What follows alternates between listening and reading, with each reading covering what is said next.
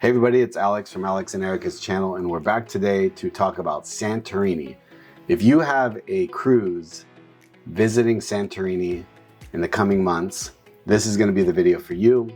I'm going to give you some information about just important tips in navigating around Santorini, as well as some suggestions on what you can do and what we did when we had our recent visit. So be sure to check out the entire video.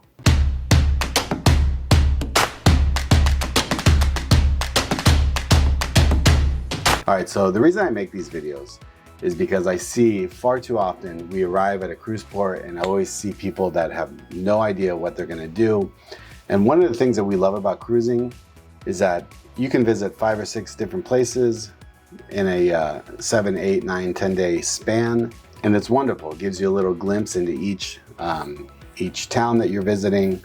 But one of the things that we dislike about it is that you have such limited time in port. And that is where it's so important to really maximize your time so you get the full benefit of like the 8 to 10, 12 hours that you're in port. And the thing that's nice with some of the Mediterranean ports is that a lot of the ports are fairly close together. So it's not uncommon where you'll have 10, 12 hours in port. And that really makes a difference when you're trying to take advantage of the day and do the most. Also, you see a lot of videos, where people post negative things about visiting Santorini, and while it can be very overwhelming, it can get very crowded with cruises. With a little bit of planning, I think it can be very manageable and not as bad as what some of these people claim. So when you arrive in Santorini, your ship is going to anchor there in the old bay. It's the old port off of Fira. And you're gonna have to take the water taxi or your cruise ship tenders. Those are the little boats on the side of the ship. There are a few tenders there that Santorini provides that are a little bit larger, that have a larger capacity. So you'll take those in and you'll arrive in the old port. You'll have a couple options because you wanna get up to the top of the mountain or you wanna get out of that port area. There's 2 ways to go to the top of the mountain. The most common way is the tram. There's a cable car tram that takes you up to the top. It's €6 per person. The other way, the alternative, is to walk up. I believe it's 580 steps to make the climb up the mountain. And then there's also donkeys there. The donkeys don't really look very appealing, but that's an option, something to consider. The alternative, where a lot of people neglect to mention, is that along the port area there, when you exit your tender, the water tender or the water taxi, you're gonna notice some vendors, and some of those vendors are going to be offering water taxi tours or just water taxis in one direction over to Oia. And so Oia is the popular spot where everybody goes for those beautiful photos. One of the things I've seen there is there's a Santorini dress. It's an excursion. It's a private tour where they'll take you out some of those picturesque sites. They'll outfit you in a dress. So if you're a female, you're looking for some beautiful photos, that might be something for you to consider. Keep that in mind. You can look them up on social media. They're pretty popular. I saw them out there doing their thing when we were there on our recent visit. So the idea is you want to get to Oia. Oia is where everybody wants to go. It's where you have the beautiful photo opportunities. It's also where it's very crowded and it's very congested. And this is one of the most important things about your visit to Santorini. You're going to be on a cruise ship, and I always suggest find out how many cruise ships are going to be in port that day. You can go to a website or an app like Cruise Mapper, punch in the date, the port that you're going to be visiting, and it will tell you all the cruise ships that will be in port for that particular day. If you're only going to have 1 or 2 ships there, fantastic. You shouldn't have as much congestion.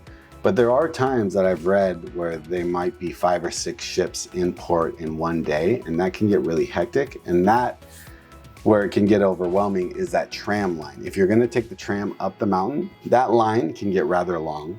And so it's really, really important to start your day out early. Be prepared to get off the ship 15 to 30 minutes prior to your disembarkation time. So if your cruise ship says that you're going to be in Santorini from, let's say, 8 to 4, be ready at 7:30 to get off that ship.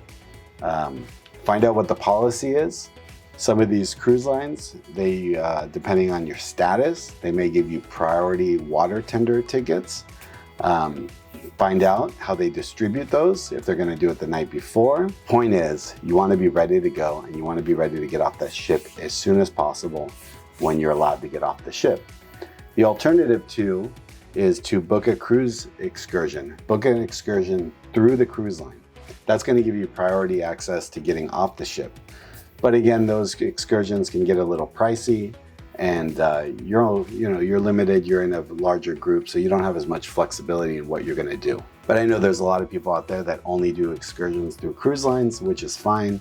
That's the safest option. For us personally, we almost never do a cruise excursion through the cruise line. We always do excursions on our own. In this particular situation, we had a cruise guide. We planned this months in advance. She picked us up there at the top of the tram station. We had our own private van and we made our way around the island. So in summary, for getting off the ship, make sure you know the policy for getting off, if there's gonna be tickets, if there's gonna be priority tickets handed out. Find that out in advance and be ready to go 15, 20, 30 minutes prior to that disembarkation time so you can get off the ship and really maximize your time. You wanna get ahead of that crowd that's gonna be lining up for the tram to go up the mountain. As you can see in the video here, when we're on the water taxi getting off the ship, there were some seats available because we were, I believe, on the first or second water taxi off the ship, and so there wasn't even a line forming yet for passengers getting off the ship. We were able to get off right away, which was great. You can see also there the steps that you can take going up the mountain, as well as the cable car, the tram that goes up the side of the mountain. That's a really cool ride too. I think for €6, I think it's well worth it. But as you see, when we're getting off the water taxi here in the old port, you can see some businesses there along the port. They were closed actually. It was so early, they had not even opened yet, many of them. That's where you would go to get your water taxi if you want to bypass the tram and go directly over to Oia. That's an option I'd strongly consider, but I'd only do it in one direction. Just go over there, and then you'll part of that ticket includes the water taxi and then a shuttle, a bus that takes you to the top of the mountain over into Oia, and then you can make your way around, explore up there, and then take a taxi or take a bus back over to Fira, where you'll eventually then take the tram back down the mountain, or you could walk down the mountain. Walking down the mountain is a little bit easier, but I think taking the tram at least in one direction is really cool. The views are really spectacular, and it's just a cool experience to go down the tram or go down the cable car. So when you get off the tram there at the top in Fira, there's a lot of shopping there. You know, if you're gonna look for souvenirs and stuff, I'd probably do that at the end of the day so you're not carrying that stuff around. This is where we met our tour guide. Our tour guide was Amani with Santorini Golden Ibex Tours. She was fantastic. We really lucked out that day because originally Santorini was supposed to have 6 ships in port that day. So we were gonna be with one of her tour guides. We ended up being with her because they flipped Santorini and Mykonos for whatever reason, and we ended up only having one other ship in port that day, and it was still a little busy. That's one thing that a lot of people talk about with a lot of smaller villages along the Italian coast or in the Mediterranean, in Greece. A lot of locals, you know, there's like this love-hate relationship with cruise ships because they bring a lot of people in, it brings a lot of tourism dollars in, but it also brings a lot of traffic, a lot of congestion. You know, having experience, like when we were in the Amalfi Coast, when we went to Cinque Terre, we did that on our own. We had 3-4 days there, and you could feel when the cruise ships were arriving in the day, the smaller villages would get so congested, and then in the afternoons by 3-4 p.m., it was so nice because they were so empty. It felt like you were just in this small little quaint little village, and so it was really cool. I think going to like a spot like Santorini would definitely be an option for us later down the road outside of a cruise, just to spend a couple days there, because it really is a cool spot. And that was the one thing that we noticed when we got there. We got off the ship early, we got into Oia early, and we took some great photos, but you could really feel the people coming. You could feel just within a half hour or so a lot more congestion. As we were heading out, there were a lot of cruise ship passengers heading in. So for us, we did a private tour. This is us getting onto our private van. We had a driver and then our tour guide who took us around. We went directly to Oia, and we took our photos. We went out to a few spots, and even there, in a couple locations, the lines to get photos in a couple photo spots were really, really busy already. But I think we got some great photos. We were happy. And then we walked around, explored. We spent an hour and a half or so there. At the end, we got a little bit of ice cream or gelato. We regrouped, and then we got back on the bus and we went to a winery, a local winery just down the street, which was really, really cool. This is the winery we went to. We got a bottle of wine. We ended up buying a couple bottles of wine. I think we had a cheese platter, some appetizers. We got a little education, and we just sat there and enjoyed the views. It was a great estate, beautiful location. And again, we spent probably an hour and a half there. Later on in the day, we went to Mega La Chorti. I think that's how you pronounce it. And we got a history lesson. We walked around this village. It was cool. The thing that's nice about having your own private excursion is that you can cater the day to however you please. The thing that was great with Amani is that she gave us a few options, and she told us that, she made a suggestion of what she thought a good itinerary would be. We modified it a bit, but you can modify it however you see best, for you and your particular situation or your group. And then after that, we got back on the bus. We went to the opposite side of the island, and we went to this tavern, this local tavern, to have lunch. And the food there, we went in with just planning just to have some appetizers, but the food, everything looks so good. Also, as you can see here at the tavern, this was the owner of the restaurant. This is my father-in-law. My father-in-law was getting just outstanding treatment and service from the owner here. He felt like he was a little malnourished, and he was helping him. He wanted to see him eat more, and he was eating. He was enjoying all the food that he was eating, but it ended up being just like a super fun afternoon.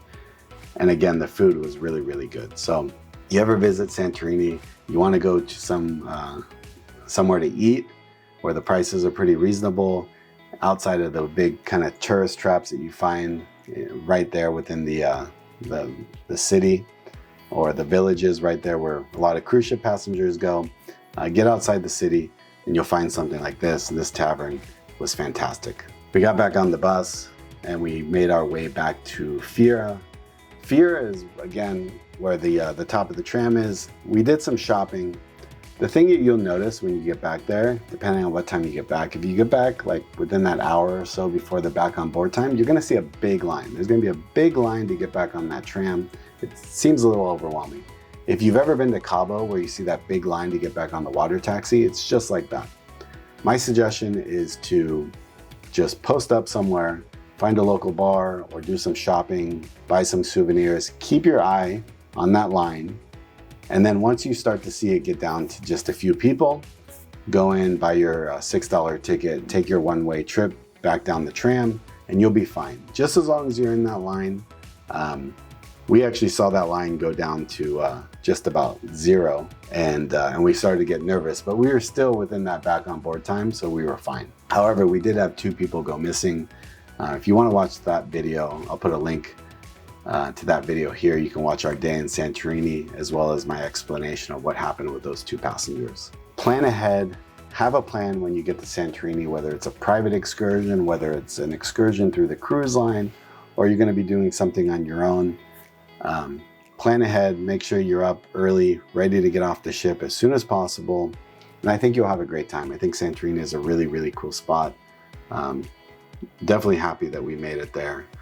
And if you found this video useful, please share it in one of your Facebook groups or share it with your friends, family, whoever you're going to be going on a cruise with. And if you have any tips or experience about visiting Santorini, if there was something that you thought was useful or maybe something I left out, there's so much information, and I try to just share some of the important things to make your experience a little bit better. But you can go into great detail about planning and what you can do and things you can go see. But this is just a quick overview, and hopefully you found the video useful. So give it a like, a share, a thumbs up, hit the subscribe button if you haven't already, turn on the notification bell, And I hope you're having a fantastic day. Hope you found this video useful. I'm going to be making a few videos about some different Mediterranean and Greece cruise ports that we visited recently. So be on the lookout for those videos, and I'll talk to you soon. Have a good day.